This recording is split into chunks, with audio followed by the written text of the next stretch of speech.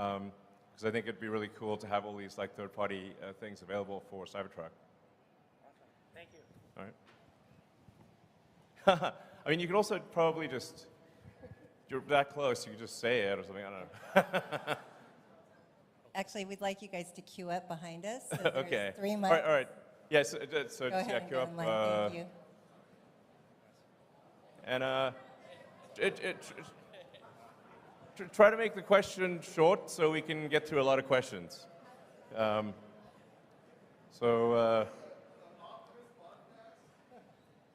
Maybe.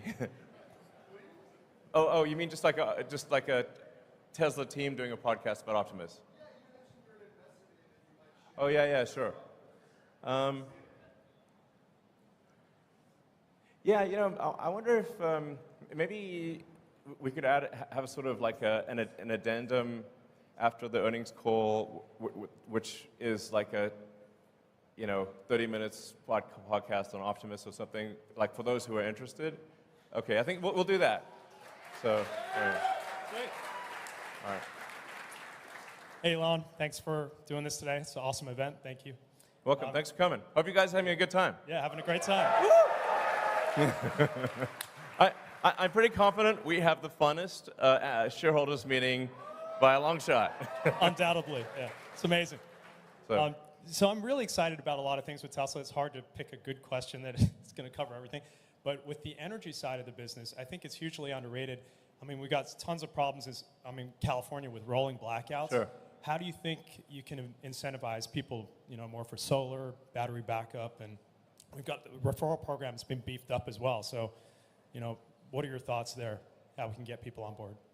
yeah, actually, one of the challenges in California and a few other places is that in order to have the Powerwall be like an uninterruptible power supply for the house, we have to actually have a switch that disconnects you from the utility. Otherwise, you just, send energy into the grid, and it doesn't do anything. That's actually been quite difficult with utilities, but I'd like to thank PG&E for recently helping us get approval for installing the backup switch for Powerwall in California so that people can have uninterrupted power in California. And we're working on that in every jurisdiction. So I'm confident that that's going to be a great long-term situation. And then, as I mentioned, Megapack is growing very, very rapidly. Yeah, so things are. I mean, things are really growing like ridiculously fast on the energy storage front. So yeah, I feel good about that situation. All right, next question.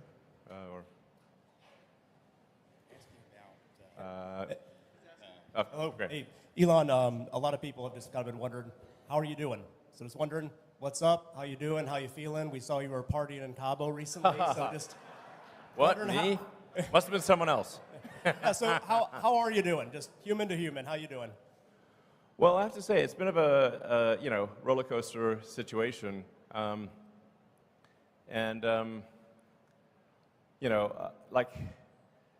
it's actually pretty rare for me to be at a party. So that's like the first party I've been at in a while. And actually wasn't even going to go to it. Then my brother talked me into it. So thanks, Kimball. Yeah, I have to say, like sometimes the work pain level is quite excruciating. And then on top of that, I get dumped on in the press. So it's like, it's not exactly super fun. There was a short-term distraction because I had to do like some major open heart surgery on Twitter to ensure the company's survival. But that, I think Twitter is now in a stable place, and obviously very excited to have Linda Yaccarino join. And so I think Linda's going to do a great job running Twitter. I'll provide, obviously, guidance on technology development. But as you can see, I think Twitter at this point has released more new features in the last 6 months than it has in the last 6 years. So, obviously this is not a Twitter meeting, but But the larger point is that I feel at this point I don't need to devote incremental time. The amount of time that Twitter will take going forward is relatively small compared to the last 6 months. So yeah.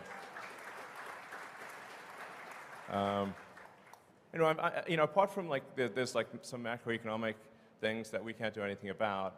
Overall, I feel very good about the health of the companies, and I'm increasingly optimistic about the future. Thanks for asking. It's kind of you to ask. So.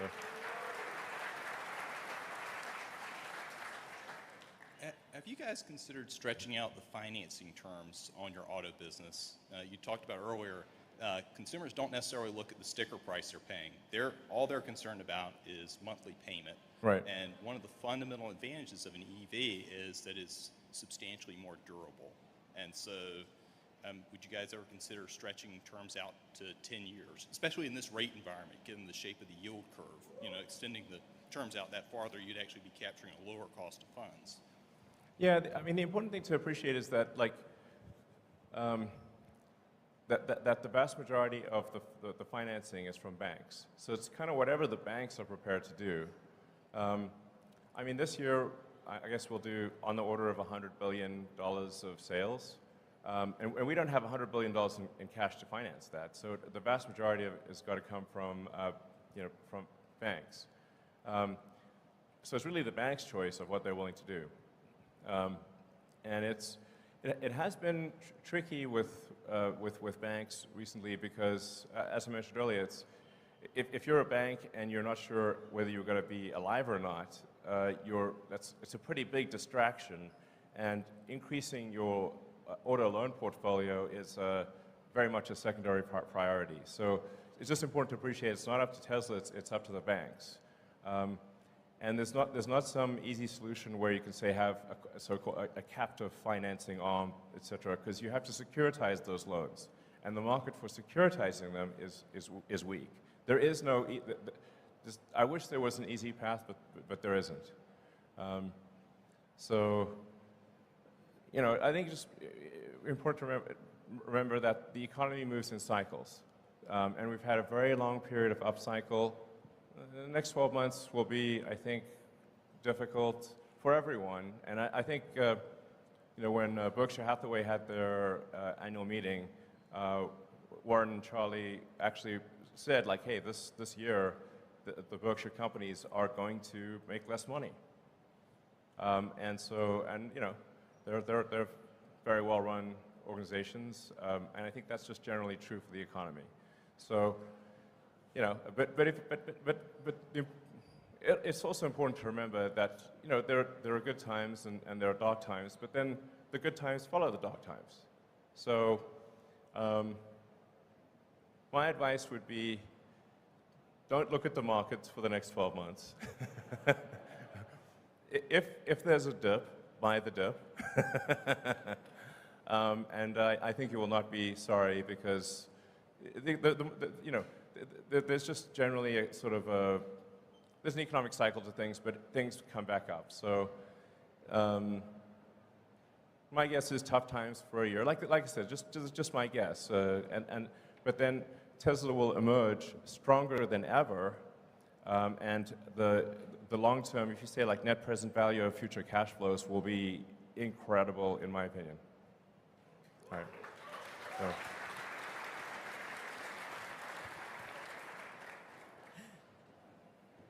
Hey, Elon, meet Kevin here.